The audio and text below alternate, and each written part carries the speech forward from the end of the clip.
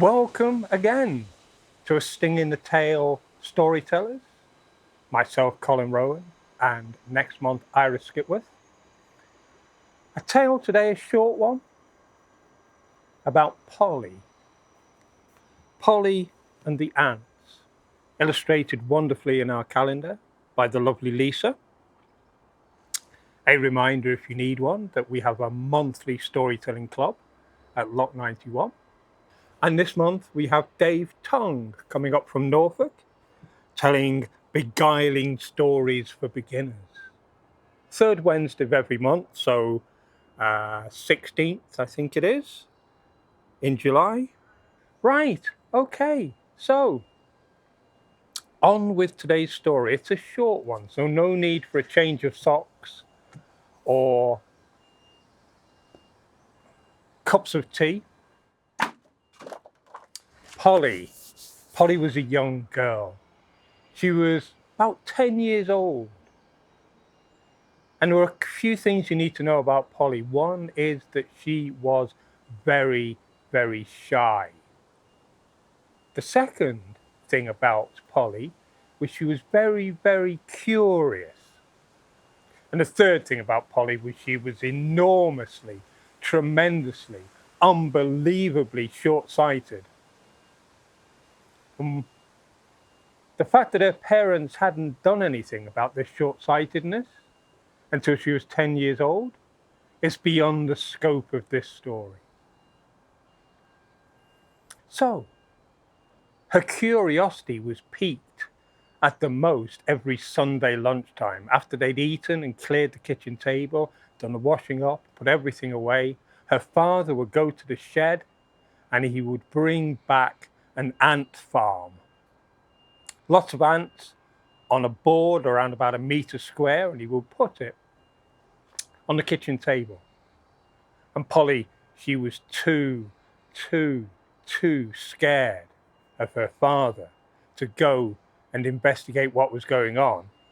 And so she hid behind the kitchen door and peeked her head round, but because of her eyesight, it was all fuzzy. She couldn't see hardly anything. She was so curious. And then, one day, her mother said, "Today's the day we're going to the optician to get you some glasses." She was thrilled. She couldn't wait. They went there. She was sat in a room. They did all sorts of things, of squirting things in her eyes and measuring things. And then they put these weird things on her head that she had to look through. And at first it was even more fuzzy than when she didn't have anything on. So they put lots of different lenses into this contraption on her face, and they said, better or worse? Better or worse? And gradually the world came into focus.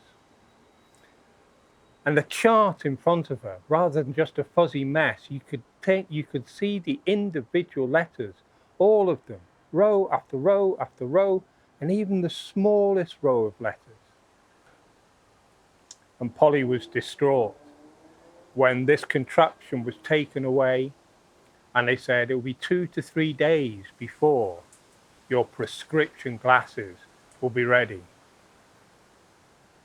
But when she thought about it, what was 2 to 3 days when she'd gone 10 years waiting?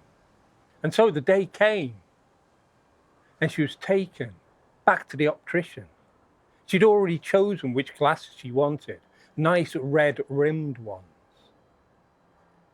They were put on her face, and the world became real for the first time in her life. As she was walking home, she looked at the side of houses and saw that they were made of individual bricks, not just a fuzzy red mess.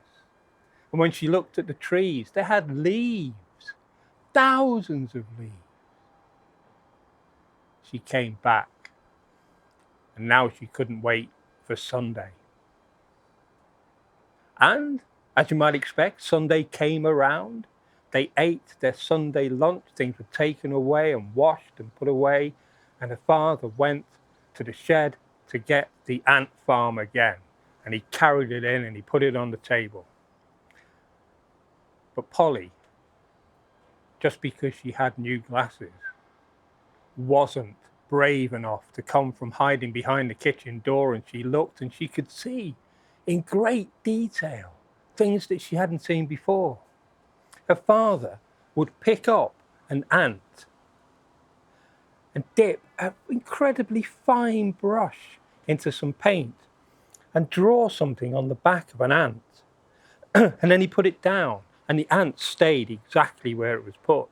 And he picked up another one, and again, with the brush, put it next to the other one, until there were a line of ants, maybe a little gap, and then another line of ants.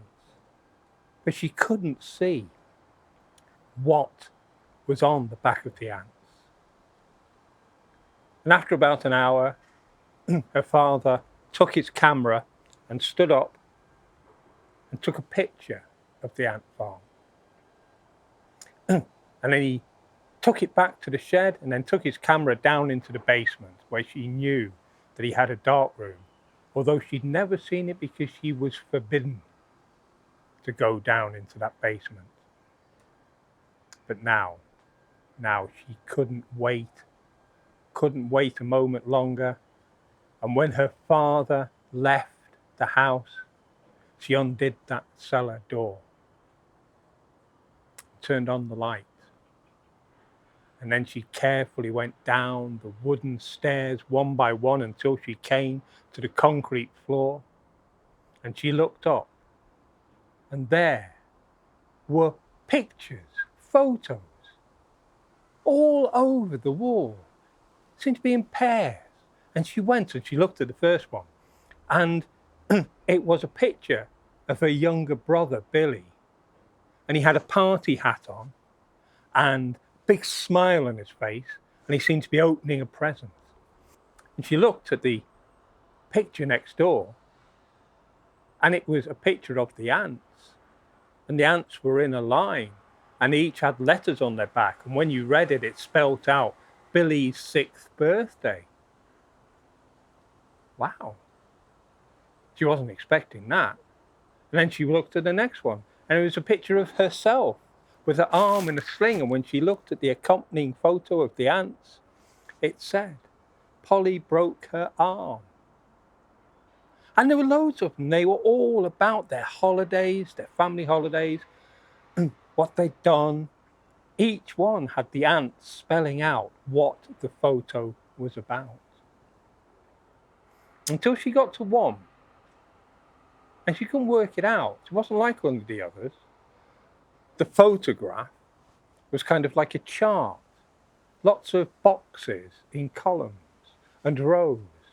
And each box had a letter, or maybe 2 letters sometimes, and a number. You can make head nor tail of it. And she was so engrossed in this that she hadn't heard the cellar door open. She hadn't heard her father coming down those steps and standing behind her. And she somehow felt his presence. She looked round and she knew she was in deep trouble now. She wasn't supposed to be there. She wasn't supposed to be looking at these things. But he smiled and he said, so, you found the ant pictures. What do you think? And she said, they're brilliant. I could never imagine anything like this. And he said, yes. He said, but I don't understand this one. And he said, well, you're a bit young. You won't know this. It won't been taught in school yet. But these are all the elements that the universe is made up of. It's called a periodic table. And look, there's O, that's for oxygen. Some of them are a bit harder. There's Fe, stands for iron. There's nitrogen, there's hydrogen. Everything is made up of these elements. And she said, oh, I think I understand. But she said, but what about the ant photo next door? Shouldn't it say periodic table or whatever you said it was? But it's just a load of ants. Some of them with a big capital L on their back, and some of them with a big capital M on their back, spread around. seemingly aimlessly. I don't understand, what's this? And he said, well, Polly, you see, those are all the LM ants. Come on, be fair. What do you think? It's a little scientific joke there for you. So, hope you enjoyed this story. Next month will be Iris telling The Three Sillies, which is a much more traditional folk tale. Till then, have a lovely July, and I hope it gets warmer and less windy by the time Iris tells her story.